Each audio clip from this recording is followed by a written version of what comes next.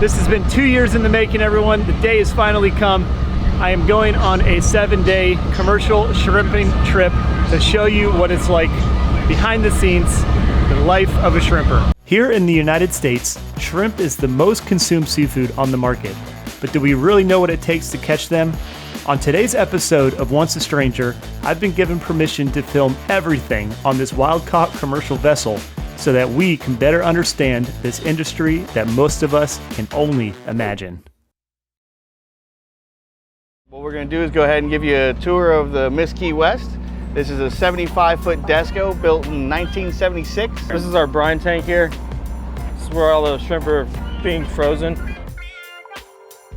This is the main holding hatch. This is where all the shrimp are held. Hold about 30,000 pounds of shrimp at a time. This is the main power component on the vessel. All right, this is the most dangerous device in the fleet. Here's your galley. That's what you'll be using for. Oh, that's nice. Pretty nice, AC and comfortable. So here's Scott's bed right here. He's going to be bunking with the captain. This will be where the normal crew that's on the vessel, this is their normal station. So you know, you can spread your arms out in here pretty good. And then up here, we'll go up top. Everything's direct linkage. 5 video cameras so we can keep track of everybody, make sure everybody's safe. Hell yeah. Good. He's like, oh, we actually got the boat now, huh? That's how you do it. Take a walk downstairs. This is our engine room here. We have 3 different motors. This is what makes everything go.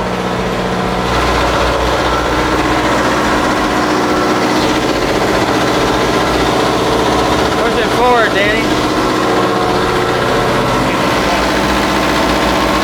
All right, I think we're good. Woo! Thanks, fellas. Yeah, man. Yeah, man. When we sending it. Hey, you gotta have fun, man. All right. Tear it up. For the next 7 hours, we're traveling north from Key West in the Gulf of Mexico. With the outriggers down for stability, it should be a nice 70-mile journey into the complete unknown. What are we making? Tonight, macaroni, baked beans, and cheeseburgers. Nice. Yes, sir. An easy meal tonight.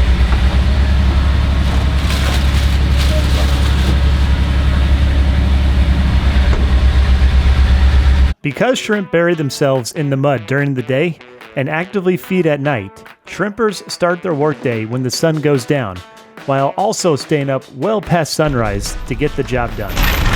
All right, well, we are setting up to drag.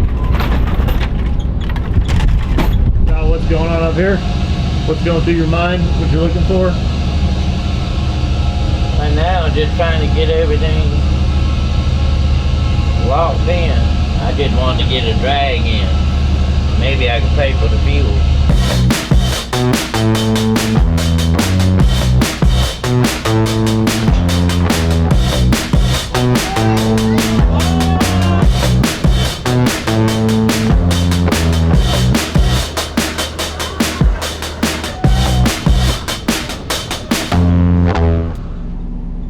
And about 30 minutes later, get to this whole process. Like we're ready to go find some shrimp. About every hour, we'll pull the tri net and see what we're catching in our big net. So what's a tri net? Tri net is TRY, it's trying to see what you catch. But you pull it every 30 minutes to an hour, and it lets you know what you're catching in your big net. So if you have 30 shrimp for 30 minutes, that's 1 shrimp a minute. And it gives you an average of the size you're catching, grade you're catching, and what you're putting in your net. So you get a bunch of sponges and trash, other stuff you want to go find a different spot to fish in. Let me give you a tour of my room, which is being shared with the captain, Mark. Those quarters. There's my closet. I was told to bring enough clothes for 7 days. And there is my bunk. So I'm gonna lay down and take a snooze. Oh my gosh, this is so tight. Oh. Holy cow. It's gonna be quite an adventure. All right, I'll check back in with you guys when we pull the nets up and see what's in there. For the next few hours, these guys will be pulling up the tri-net to check on their catch, making sure that they're fishing the type of bottom that will yield them the best shrimp for their market. Whoa! Come sunrise, it'll be time to bring in the big nets, which is an incredible thing to witness.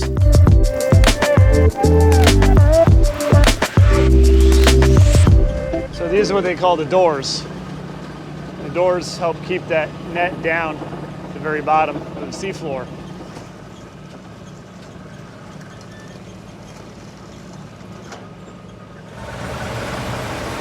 And we're gonna see what it's like, how successful that first drag was. Wow.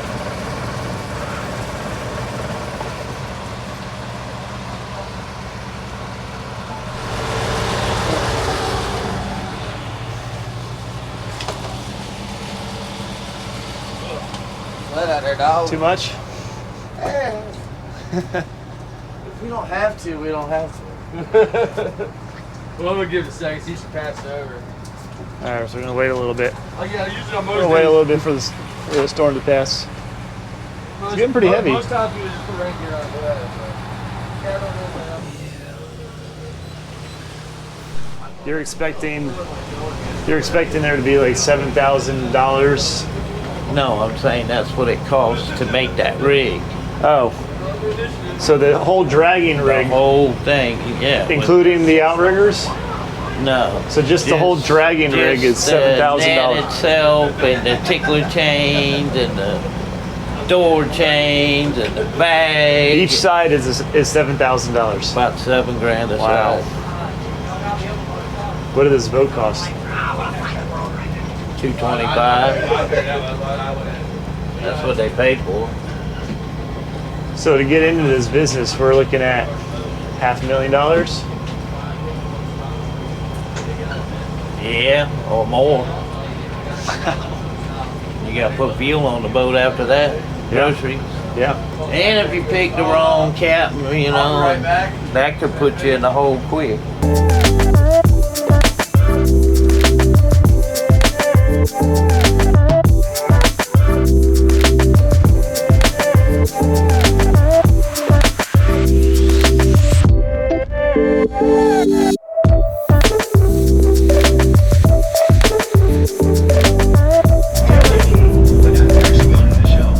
All right, so the time is 9:11. I've been up for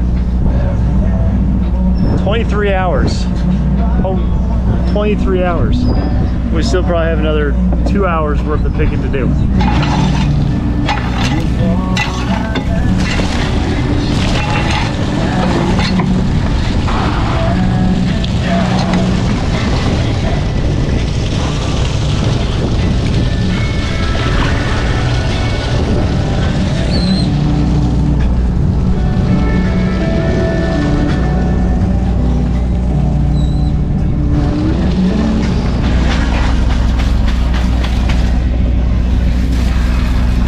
What are you doing here?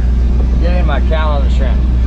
I take I weigh 4 pounds, and then I count them in fours, and every 4 shrimp equals 1, so you get an average for how many shrimp per pound that we have.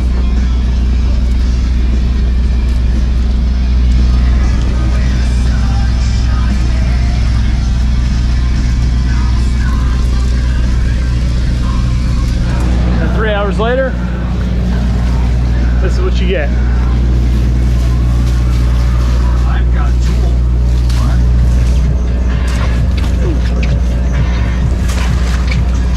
So this is just really cold water, or?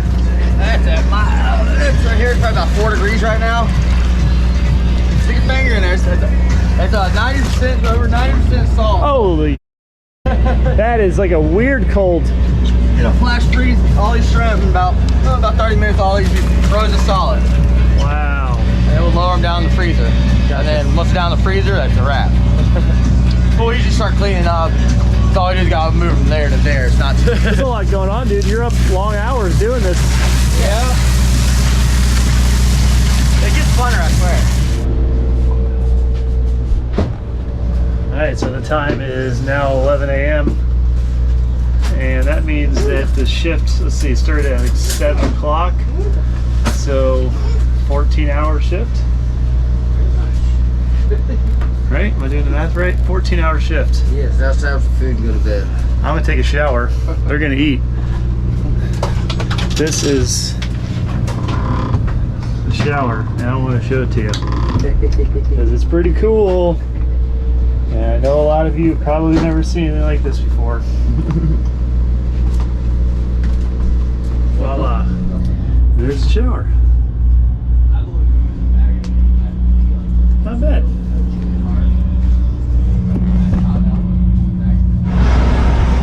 We're all showered. It's been about 30 minutes. And shrimp are frozen, flash frozen.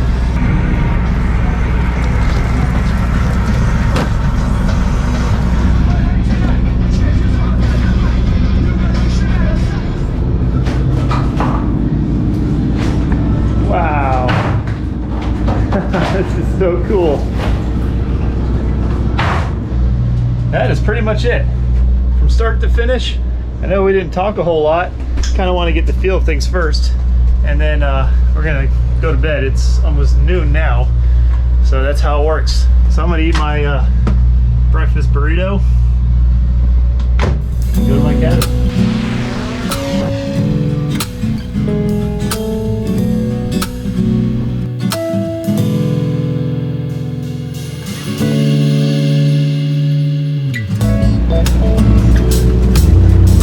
So you're bending the net. Looking for holes in the bag. Tell me that story again when you first started. Yeah, the old timer wanted me just to close the hole. So I just laced it up, closed the hole up, and he gave me a job. How old were you? 17. Somewhere around there. I was young. So how many pounds can fit in these nets? Depends how much I run over. I bet 30 basket drags with these nets. They were too small, but I had it.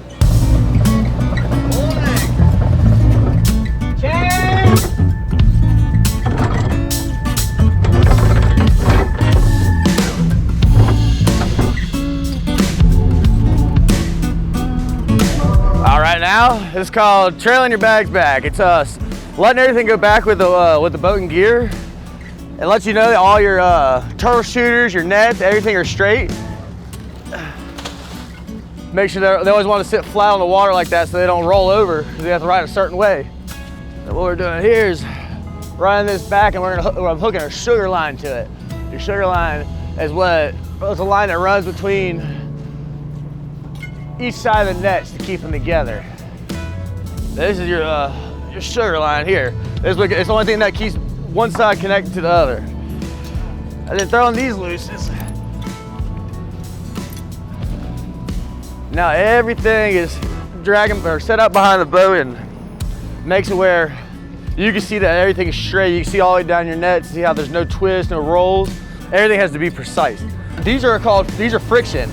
When you pull this all the way this way, it engages the drum so that if you tie both these off, so whenever you undo the brakes and you start letting it go back, it makes where these are engaged to the spool, so both of them spin at the same time.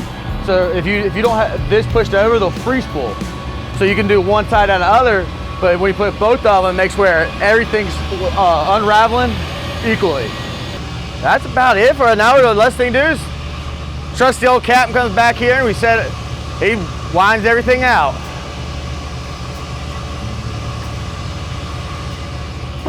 And also, whenever he first sets out, each man walks over and you want to watch your doors and your sled. You got to make sure the doors come out and they spread and the sled's riding in the center. Because if they get hung, the sled gets hung in your door chains, and they can get stuck like that and make your doors flip, and your net will be doing nothing down there but tumbling. There's the water. You'll stop for a second, and it makes it where it spreads. Looks good.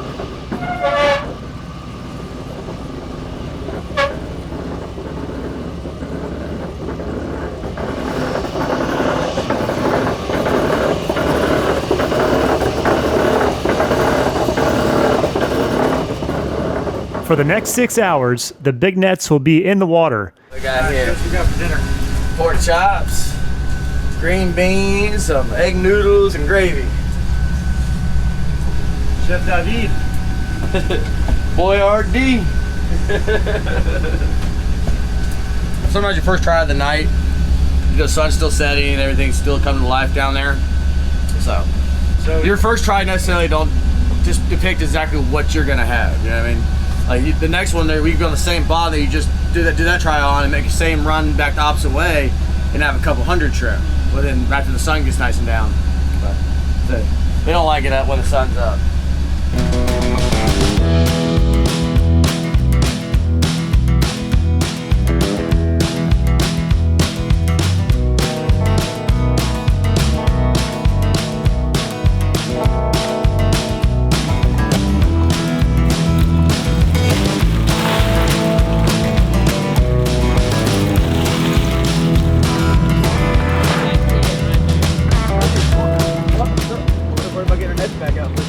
Well, for the next few hours, WG and David are going to be just picking the shrimp.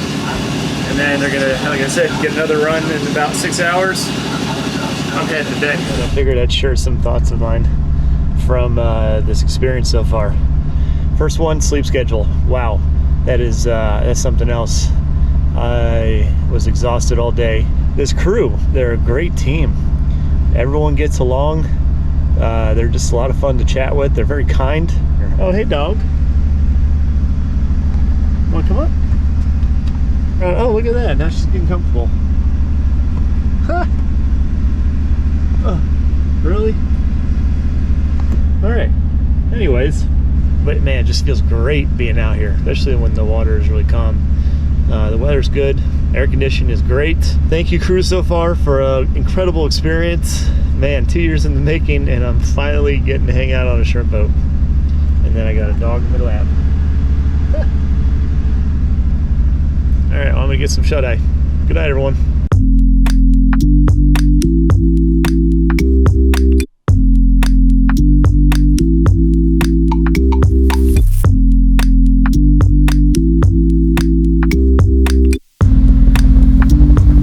Good morning, everyone. It's day 3. It's about 2 o'clock in the afternoon. David and WG are still sleeping. They didn't get to bed until about 1 o'clock in the afternoon, maybe 12. Crazy. Mark's upstairs doing his thing. And I'm just working. All right, Cap. So what's the longest you've ever been out to sea? On the shrimp boat? Yeah. 50-something days. 50-something days. Wow. 55. But I sailed from San Francisco to here with my dad. I was 9 years old when he put me on the boat. Took about a year to get down. Threw all my toys away to get your ass on the boat. And then we sailed out from San Francisco. I hated that. Why? Cause, man, I was a kid. Yeah. I was leaving all my friends, school, my bicycle. Well, that pissed me off more than anything. You know, I didn't have no friends. It was just my dad. You know, so whatever he did, hell, I filed in suit. How did you get into shrimping? Basically had to do it. You know, 3 hots in a cut. My dad was murdered. I had to do something. When he was alive, he introduced me to him. So kind of, you know, when that all this went down, I had, you know, friends. Mm-hmm. So I just went and they said, why don't you shrimp? I need somebody anyway. So that's how it all started. Yeah, and you were 17. Yeah. You're 60 now. So what has it been like your entire life shrimping? What is it that fun. keeps what is it that keeps you doing this? Well, no, just It takes a certain kind of solitude person. out here. I mean, I love it out here. You know, you see how it is out here. It can be ugly out here now, don't get me wrong. But right now, it's beautiful. What's the worst you've seen? I've been in 20-foot seas. I've seen these boats disappear in the swells. So how about the business of shrimping? What is that like for That someone in sucks. the United States? That sucks. Just the imports and all that. They need to look out for the Americans and not the damn Chinese or all that buying their. Need to buy more of our stuff. Future don't look too good. It's been getting worse and worse every year. They're trying to starve you out. Heading shrimp, you're doing that because you're selling them directly to the restaurants? Yeah. And trying to get more money. Yeah. I'm not the one selling them. The ones at the dock. That's their job. Yeah. I'm out here. You see what I'm out here doing. Trying to catch them. One drag at a time.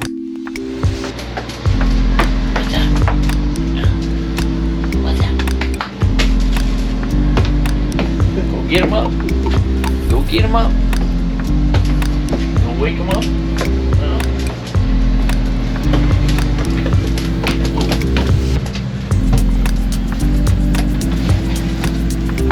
Hey y'all, it's that time. What are you guys doing here? Trying to fix it. We call it fish eye. Fish eye? Fish eye. It shoots out. It's supposed to shoot out little small fish so it don't go into our nets. And naturally, it's a stream that'll shoot it out. If it's like a certain weight, it'll shoot them out right around the hole. Don't mind me. Don't mind me. Don't mind me. Hey, get down low. Put down there. No.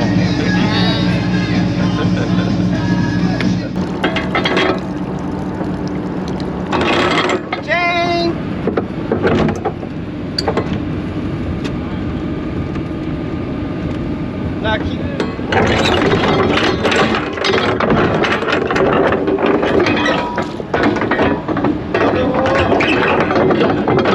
Alright. Suited up, ready to go? That's right. We're gonna catch some more shrimp tonight. That's the plan. Trailing the bags back once again, and gotta make sure everything spreads right and lands in the water right, just so nothing gets twisted up and we have a good night of shrimping.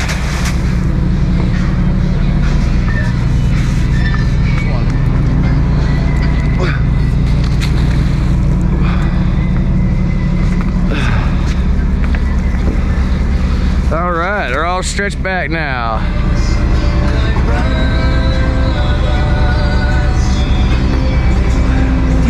Keeps the grease from getting grease on your brake pads. It keeps them clean. Keeps everything from it knocks down the rust, the grease, so that the brakes work as they're supposed to. 'Cause there's actually real brake pads like in a car. Like you smelled them last night. After we set out or pick up, you can literally go there and crack an egg on there and fry it. That's how hot it gets. Day 3, hands are starting to get a little sore. So I'm probably on day 3 or 4 and you wake up and you go like this, you go, ah, that hurts.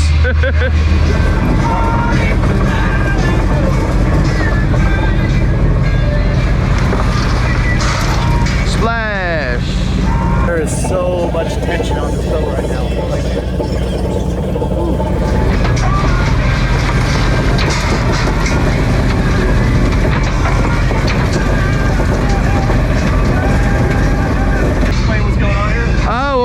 We're putting a hook on what we believe is our center sled, which our sled is the centerpiece. We're putting a cable on right there, and we're going to pull just that cable up to try to pull the tension upwards to pull the door, or try to pull it out of there. And if this don't work, I'll probably have to go climb out there and put a rope on it.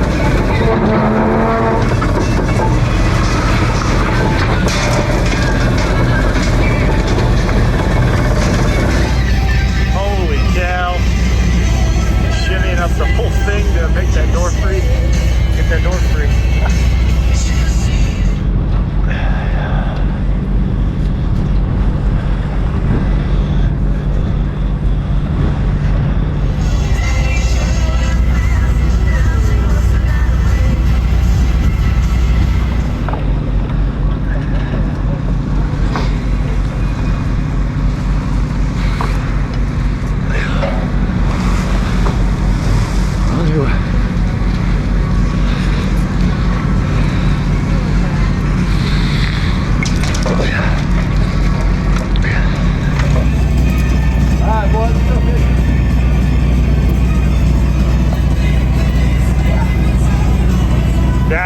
awesome. Wow. Oh, there it goes.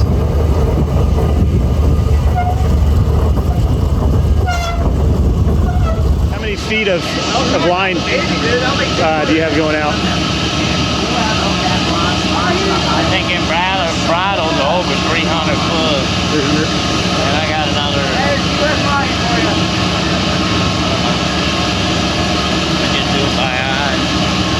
Especially out here with this hard bottom, you gotta let a lot more cable out sometimes to make the shrimp pay off.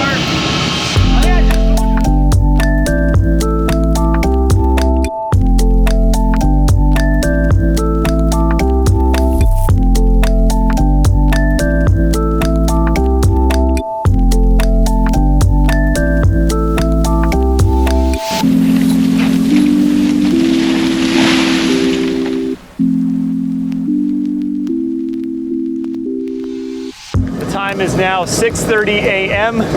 This right here took us 5.5 hours to do. And we are now pulling in our second drag. My back hurts a little bit, like the center of my back from laying down, sitting down and just like reaching. Oh man, can't imagine like doing this full time. So fellas, hats off to you. This is, you definitely absolutely have to love what you do.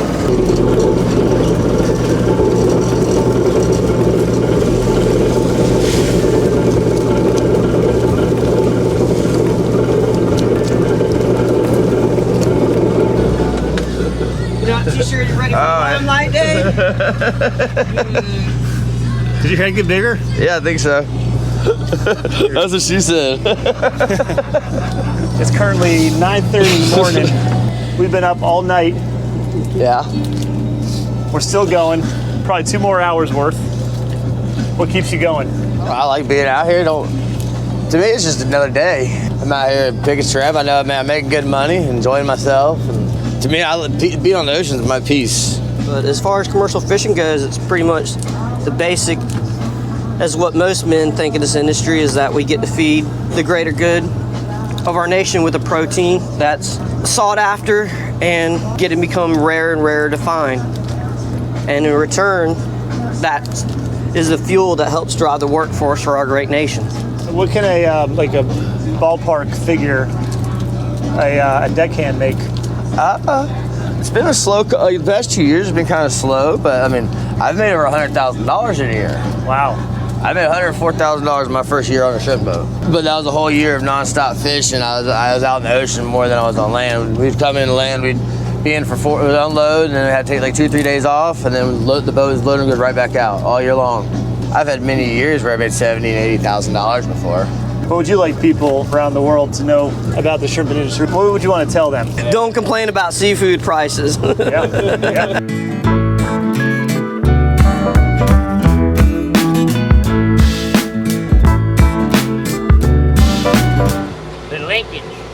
Linkage on the winch.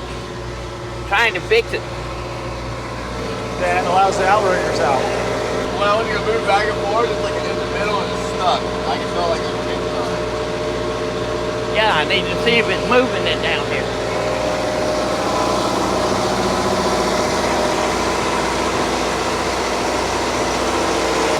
It's broke down in here.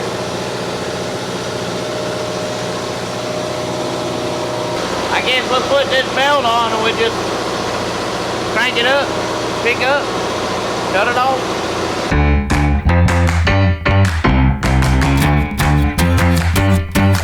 That went through a belt. That was that belt, right? Oh, that one right there.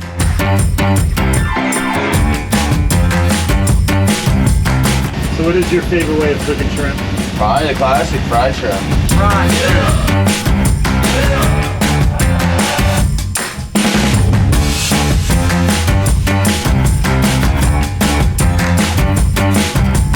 So there was one thing on my bucket list that I wanted to do while we went out shrimping.